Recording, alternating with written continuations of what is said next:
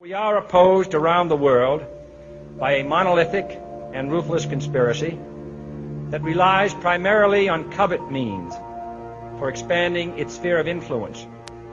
It is a system which has conscripted vast human and material resources into the building of a tightly knit, highly efficient machine that combines military, diplomatic, intelligence, economic, scientific, and political operations. Its preparations are concealed, not published. Its mistakes are buried, not headlined. Its dissenters are silenced, not praised. Americans, mobilize. Stand together, stand tall. Tell the government you're mad as hell. No longer cooperate with the government. Do not accept the national ID card. Do everything in your power to restore freedom and your individuality back to America. Stop being a country run by the institutions for the institutions. Let's go back to we the people, by the people, for the people, as opposed to we the institution, by the institution, for the institution. Stop being scared. We have to stand up and do what's necessary to take back, to stop these bankers, this elite, this government full of lies, congressmen full of liars. As Iraq veterans against the war, we are resisting an occupation we once risked our lives for.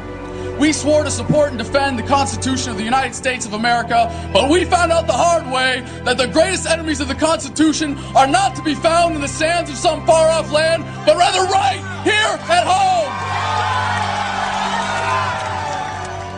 When injustice becomes law, resistance becomes duty. It is time we start meeting oppression with resistance. They cannot stop us. Humanity marches on. The utmost manifestation of love and devotion to America is today, as it always has been, resistance of tyranny. Resist we must, and resist we will. We will not be silent. We will not obey. We will not let our government destroy our humanity. We will not wait another moment in fear to stand up for what we know to be right. It is time we start meeting oppression with resistance. Northwoods, explain that really quick. I mean, this is 1962. The Joint Chiefs of Staff signed a document that was planning on having fake attacks on American civilians and blaming it on the Cubans to get us to go to war with Cuba. They were going to blow up a drone jetliner. They were going to send a jet into the air and blow it up. Oh my God! And blame the Cubans for it and get us to go to war with Cuba. Planning on having fake attacks on American civilians.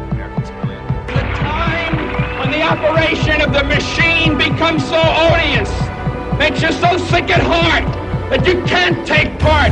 You can't even passively take part. And you've got to put your bodies upon the gears and upon the wheels, upon the levers, upon all the apparatus, and you've got to make it stop.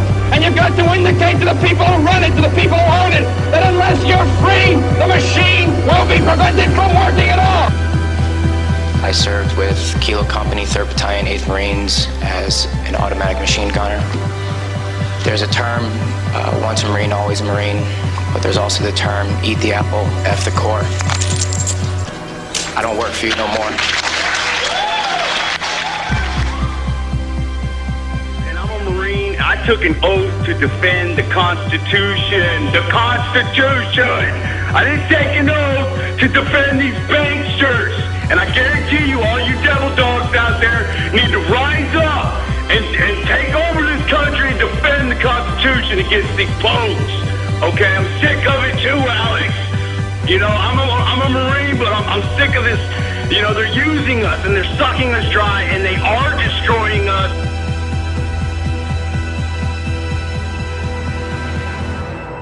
People should not be afraid of their governments. Governments should be afraid of their people.